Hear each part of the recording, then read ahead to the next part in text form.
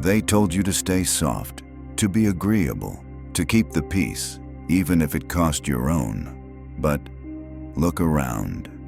People are tired, not because they're weak, but because no one ever taught them how to stay solid when everything else shakes.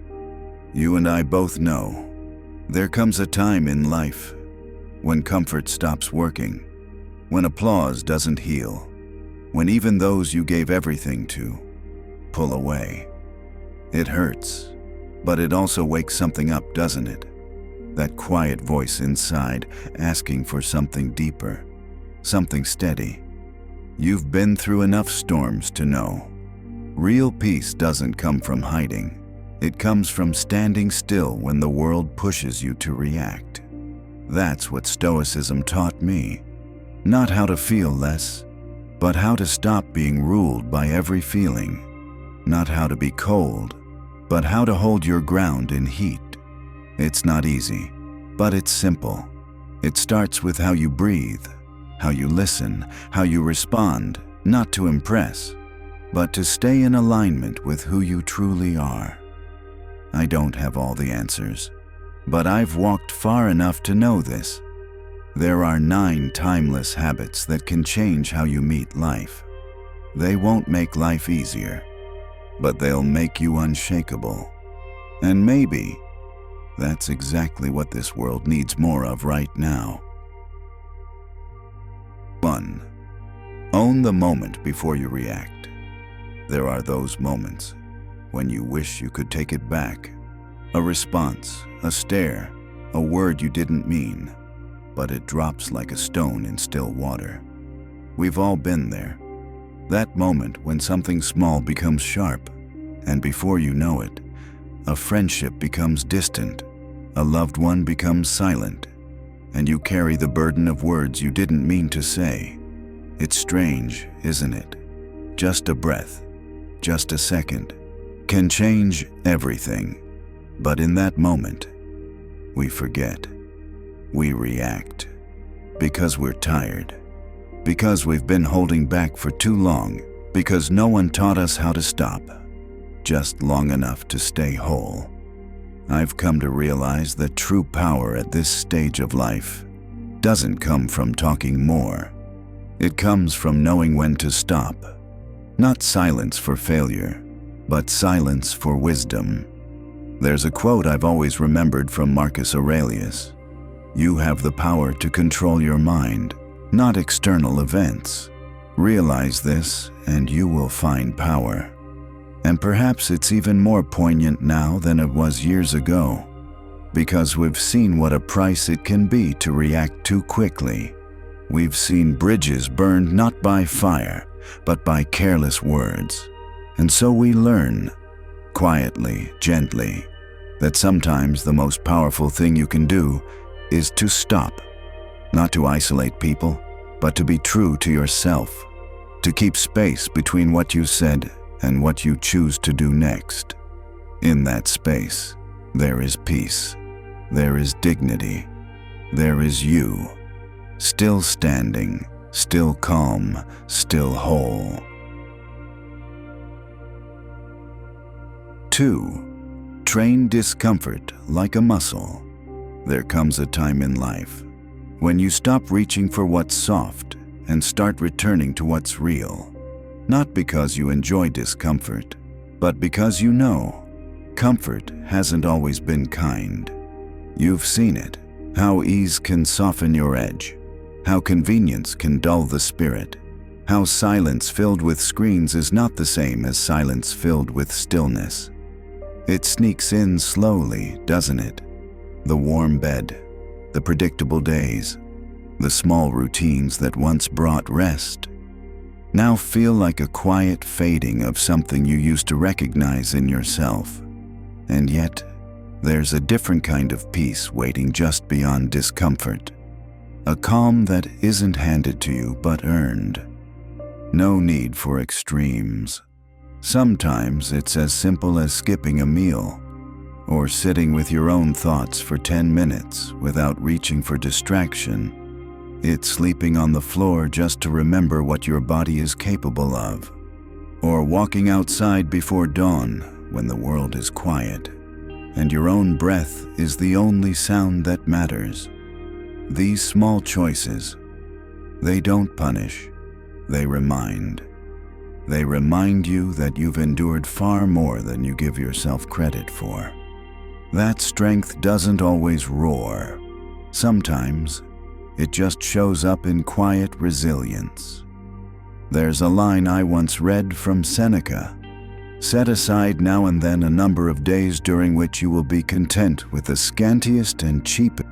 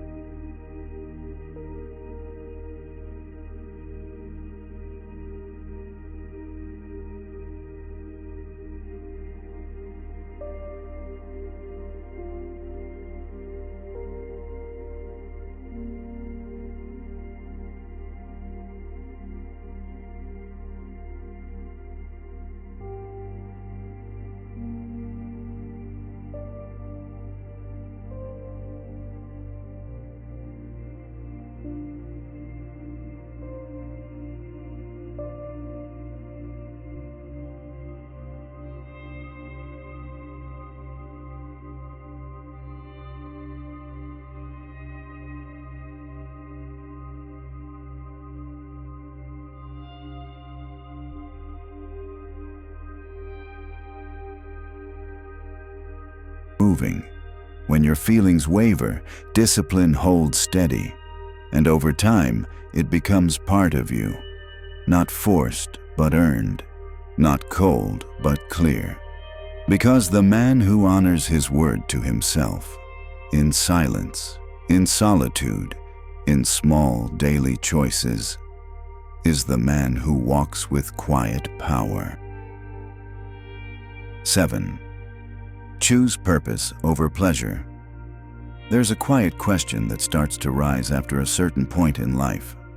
Not, what makes me happy today? But, what still matters when no one is watching? Happiness. It comes and goes. A good meal, a kind word, a warm morning. It's lovely, but fleeting. And when you've lived enough years, you start to sense the difference between what feels good in the moment and what leaves you proud when the lights are off. There were times you chased the rush. We all have. The comfort, the praise, the little indulgences. They're not wrong, but they rarely last.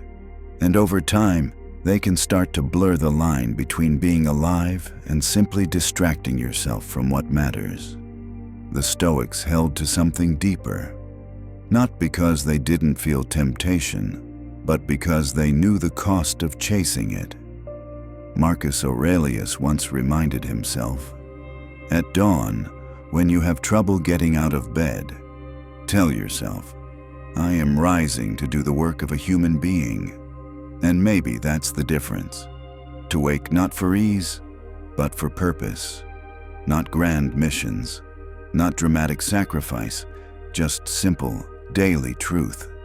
Like showing up for someone you love, finishing what you started, choosing honesty over comfort, choosing discipline over delay. There's a different kind of peace that comes from knowing you're living on purpose. Not for validation, not for escape, but because it's right. Some days, that path will feel lonely, quiet, unseen, but it holds. It anchors you, and in a world that's always pulling toward pleasure, the man who walks with purpose walks with peace. 8. Redefine your self-worth through actions, not roles. It's a strange kind of quiet. When the house isn't as full, the calendar isn't as crowded, and people don't need you in the same way they used to. You've worn many names over the years. Parent, partner, provider, the one who held things together. And when those roles begin to loosen, even just a little, you might catch yourself wondering, who am I now, when no one's calling me by those names? It's not an easy shift. Not because you've lost your worth, but because so much of your worth was once reflected in what you gave away. But what if you're not what you do? Not the title, not the role, not the label someone else gave you. What if you're something deeper, something built day by day, through how you show up even when no one's watching? The Stoics had a way of cutting through that noise. They believed your value was not what others said about you, but how you lived in line with your principles. As Epictetus wrote, "First say to yourself what you would be, and then do what you have to do." And maybe now is the time to answer that for yourself. Not out of urgency, but out of clarity. You are not the role. You are the rhythm. You are not the applause. You are the intention. So when the world quiets, when the roles fade, and the days feel slower, you haven't disappeared. You've just returned to the most honest version of yourself. And from that place, your presence still matters. Not because of what it used to mean, but because of who you choose to be right now. 9. Communicate with calm, not control. There are moments in life when words don't land the way you meant them. When someone you love grows quieter, not because they've stopped caring, but because the space between you has slowly filled with misunderstanding. It's not always distance that creates disconnection. Sometimes it's the invisible pressure to be heard, to be right, to make things go back to how they were. You try to explain, try to fix, try to reach across the gap with more words. But somehow, it feels like the more you try, the further away things seem.